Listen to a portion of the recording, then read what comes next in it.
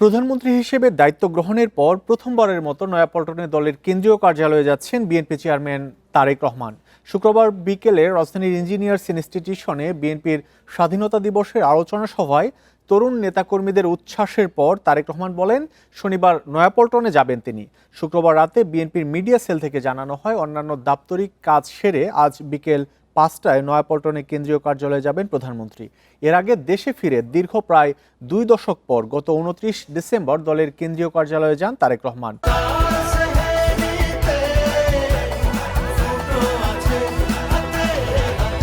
এ সময় দলের বিপুল সংখ্যক নেতাকর্মী তাকে স্বাগত জানান।